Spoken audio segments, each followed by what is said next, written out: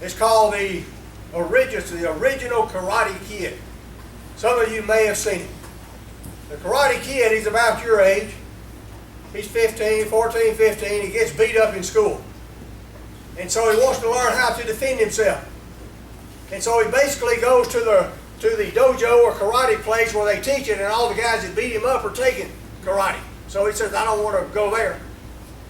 And so he finds out there's a guy in his community that is a master at karate. It's self-defense. And so very tentatively he goes up and he says, would you teach me how to defend myself? And the old guy's a little old short guy, and he says, I will if you'll promise one thing. And he said, what? I'll do anything. He said, if you'll do everything I tell you to do without asking why. And he said, I'll be glad to. And the guy told him, he said, be here at 6 o'clock in the morning. And so he showed up at 6 o'clock and he was all fired up. Man, I'm ready to get into this. I'm ready to learn how to defend myself. And the guy comes out, and he's a car collector. He has about 6 or 8 cars there. And he takes him around and he gives him car wax and cloth. And he says, we're going to wash cars today. And the guy said, well, I don't know why I'm doing this, but okay. And he says, you got to put the wax on very carefully. And he says, do it this way. And you put some wax on it, and you do this. And you wax on, and then you stop, and after it dries, you wax on. And you have to use 2 hands. He said, you wax on, and then you wax off. Wax on, wax off. And so he does 1 car, and he's tired. He says, well, that's fine, but we have 7 more to go. And so he spends all day long waxing this guy's car. And he doesn't really know, he kind of feels like he's being taken advantage of. That dude just, he's just making me do all of his errands. But I'll give it 1 more day. And he says, okay. And that guy said, you did pretty good. And he'd come back tomorrow at 6 o'clock. Well, okay, he got that out of the way. And then he comes back the next day. And he goes outside, and the old man has some paint and a paintbrush. And he's got a huge fence all the way around his property. And he says, we're going to paint fences today. And the guy goes like this. He says, you've got to be kidding me. But he goes ahead and does it. And he takes the paint, and he says, you have to paint in a very specific way.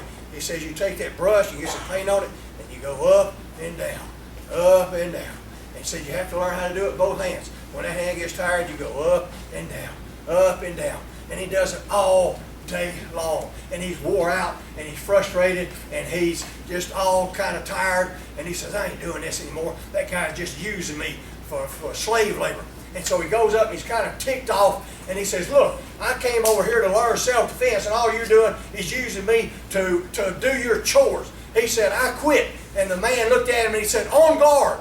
And the little boy looked at him and said, what do you mean? And the man threw a punch at him. And the little boy went bam and blocked the punch. And he threw a kick at him. And he went bam and blocked the kick. And he threw another punch. And he went bam and blocked the kick. And the guy just kept throwing punches and kicking him at him. And every time he could block it. He could block it this way, that way, that way. He didn't realize that in 2 days he had learned the basic defensive moves when it came to karate or taekwondo or the martial arts. And he had been learning that all the time, thought that he was painting fences. All the time he thought that he was washing cars.